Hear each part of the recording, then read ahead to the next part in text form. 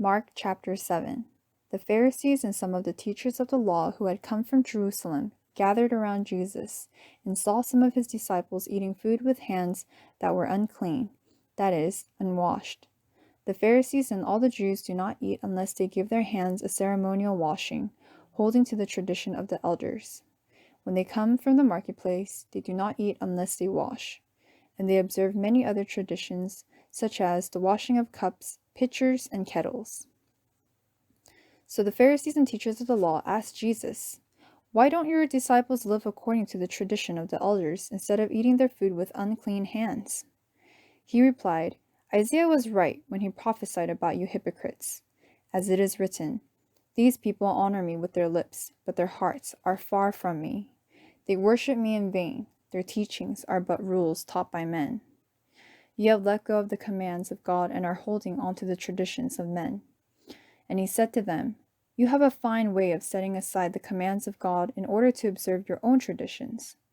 For Moses said, 'Honor your father and your mother,' and 'Anyone who curses his father or mother must be put to death.' But you say that if a man says to his father or mother, 'Whatever help you might otherwise have received from me is korban,' that is, a gift devoted to God, then you no longer let him do anything for his father or mother. Thus, you nullify the word of God by your tradition that you have handed down, and you do many things like that." Again, Jesus called the crowd to him and said, "Listen to me, everyone, and understand this.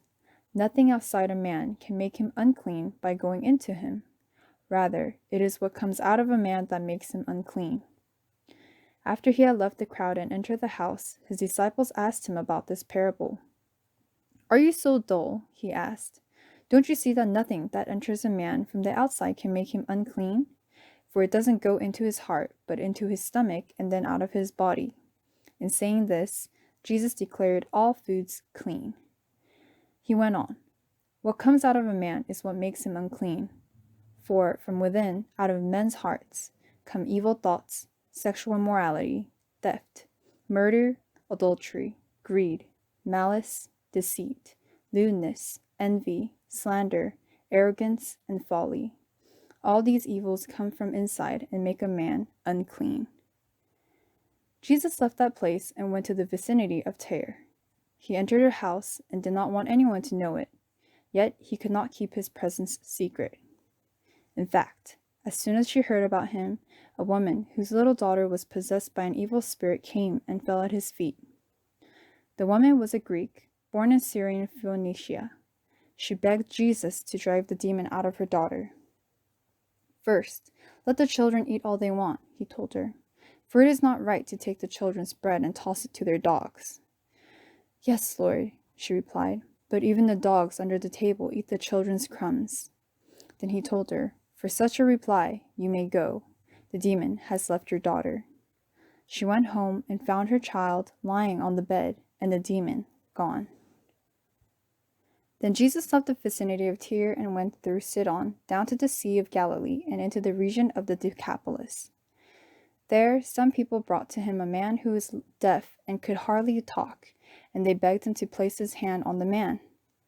After he took him aside, away from the crowd, Jesus put his fingers into the man's ears.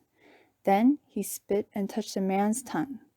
He looked up to heaven, and with a deep sigh, he said to him, "Ephphatha," which means, "Be open." At this, the man's ears were opened, his tongue was loosened, and he began to speak plainly. Jesus commanded them not to tell anyone. But the more he did so, the more they kept talking about it. People were overwhelmed with this amazement.